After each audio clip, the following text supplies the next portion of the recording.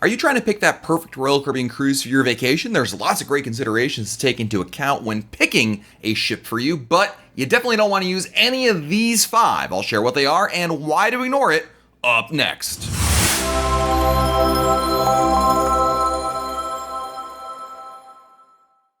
Hey, it's Matt from RoyalCaribbeanBlog.com, and we're talking about the top 5 things not to pay attention to when booking a cruise. We all have different priorities and influences when choosing a ship, but I feel I have 5 that are often mentioned as a reason to book a cruise that I think are a mistake. The first thing not to pay attention to when choosing a cruise is the CDC health inspection reports. As part of its vessel sanitation program, the Centers for Disease Control and Prevention monitors the sanitation of all cruise ships carrying more than 13 passengers having foreign itineraries and ports of call in the U.S. Random inspections verify that ships are maintaining a healthy and safe environment on board. Inspectors use a score of 1 to 100, with any score below 85 failing. Now, you might be saying, well, Matt, why wouldn't I consider that? And the reason is the same reason that just because a restaurant passes a health inspection doesn't mean it's any good. Same is true for cruise ships, quite frankly.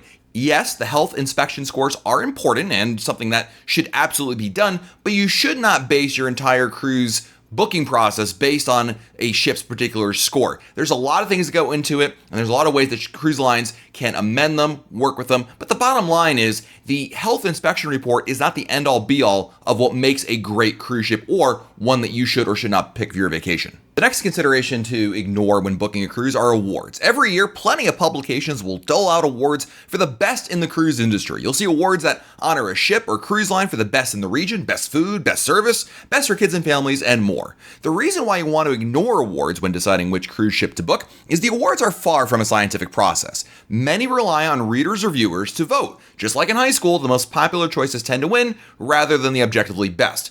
Even when the awards are handed out by a panel of editors or judges, they may be considering lots of factors, and frankly, awards over the years tend to be a game between judge and awardee, with certain winners winning year after year after year. Seems a bit fishy. Awards are fun and great for the cruise line marketing departments, but don't use them as a basis for booking a cruise.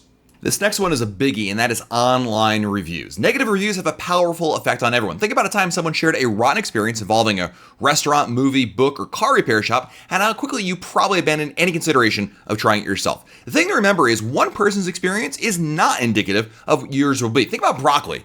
There's probably hundreds of people watching this video right now who hate broccoli and never want to eat it again. And there's probably another hundreds of people watching this video right now that love broccoli and think it's really good. Then, of course, you have people who have written negative reviews of Star Wars, chocolate, newborn babies, and even Alf. Seriously. Now, if you still think online reviews are a good idea to base your cruise decision on, I want to remind you all of one little fact. The Great Wall of China has more than 9,000 Google reviews with an average of 4.2 stars.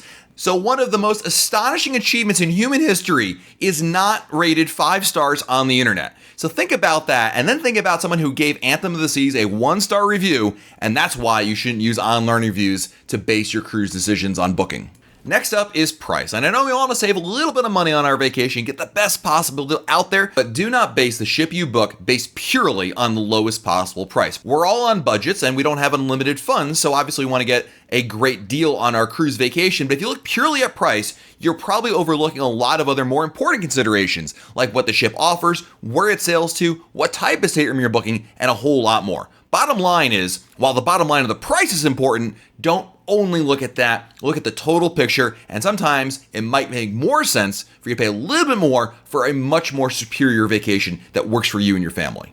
And the last thing you shouldn't pay attention to when booking a cruise is the ship's godmother. It's a long-standing naval tradition for new ships to be sponsored by a civilian, typically a woman in this case. The godmother serves a ceremonial role in which they attend the ship's ceremonial ship launch, naming ceremony, and then they bless and officially name the ship. The reason why a ship's godmother should not factor into your booking is because it's purely a marketing role. Naming a cruise ship godmother is just a way to get publicity for a new ship that's out there, and cruise lines these days usually reserve that role for a celebrity or somebody who they think is going to garner a certain segment of the audience that they want to attract. It's nice, it's fun, and hey, look, I got my favorites that are out there as well. But the bottom line is you can watch the videos, it's cute, but don't base your cruise purely on who the ship's godmother is. So there you have it, 5 things you absolutely should not use as the primary means of choosing a cruise ship. Yeah, they all have their role and it's kind of cool to look at it from time to time or even consider it, maybe even for entertainment. But the bottom line is, these 5 things we outlined are not the end-all be-all of what makes a great cruise ship. If you like this video, give it a thumbs up and let us know in the comments if I missed any really important considerations as well. And while you're down there below the video, make sure you're subscribed to our channel, turn on your notifications so that way YouTube will let you know when I post a brand new video. This is Matt from RoyalCaribbeanBlog.com, and we'll talk again real soon.